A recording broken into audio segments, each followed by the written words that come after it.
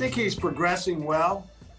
I don't think he would have played if we had played tomorrow, although I do think in some ways he could have.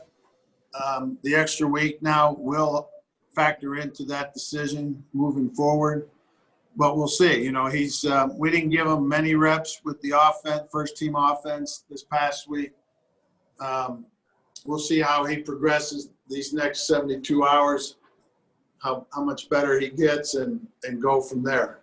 Welcome back to Broncos Beat. Alexis Perry here alongside Matt Boyer, Cecil, Lammey, and James Palmer. You guys, last segment, we covered those initial feelings surrounding the postponement of the Broncos Week 5 matchup with the Patriots, which is now set for Week 6 at 11 a.m. local time. But while this impacts so many different people in so many different ways, one person that this schedule change might actually benefit is the Broncos' #1 quarterback, Drew Lock. Head coach Vic Fangio said last week that there was a possibility that Lock was going to start in this matchup, but that was even prior to it being bumped a full week. So Cecil, let's start with you. What would you say the odds are now that we can see Lock this upcoming Sunday?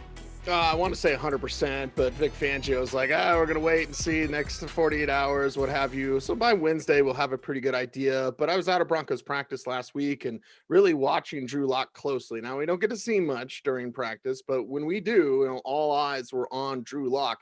How does that arm look? Looks strong as ever to me. I didn't see him, messing with the shoulder or anything. I didn't see any sort of uncomfortableness. Hopefully there wasn't any soreness after practice, but you definitely saw that he was even throwing off platform, basically on his back foot, and he was still zipping passes all over the field. So it looked pretty good. Looks like he was close last week. So this week, now that it's been moved, I feel Lock should be out there. Yeah, Cecil, I think you said it last week at practice. There were moments where I was sitting watching and I was like, are we sure he's hurt?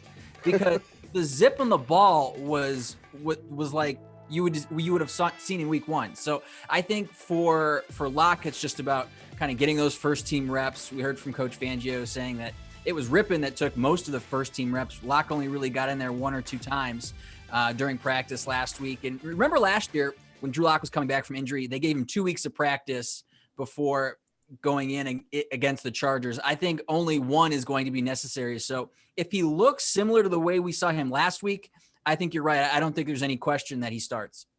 We don't like to talk about timetables with everybody's injuries being exactly the same, but with Locks, it's gone from what we've heard the last couple of weeks, guys, really on schedule, right? A couple of weeks ago, it was he's not going on IR. If he can get back from New England, that would be great, but Miami is much more of a realistic possibility. Well, now, obviously, that New England game is the day of the Miami game, so that's still the same day slated. Not taking really first-team reps showed me, and talking to people, that he really wasn't slated to play in the game on Monday, that this was going to be a more realistic spot for him. Now, to me, the biggest thing is when he gets hit, because he will, how does the shoulder react to that?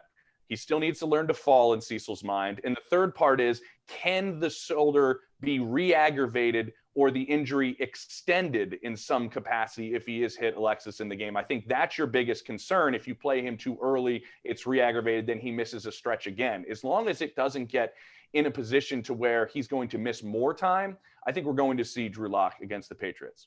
What does Lock need to show Coach Fangio and the staff this week in order to get the full go-ahead?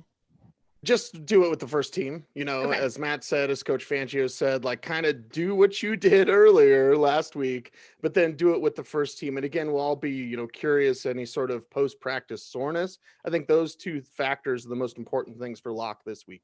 Do you think that Lock's return changes the game plan at all? Do you have to run the ball more now because that injury was to his throwing shoulder?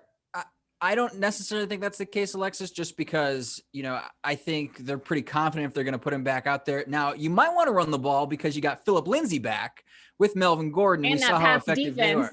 What's that? And that Pats defense. Yeah, I think that when you look at the way the Pats defense is set up, the recipe to beat a Belichick defense has been pretty much the same the last couple of years. Long drives, time of possession, run the ball. We saw it with the Tennessee Titans last year in the playoffs. So if the Broncos can replicate that type of format with Lindsay and Gordon, I think they're in pretty good shape.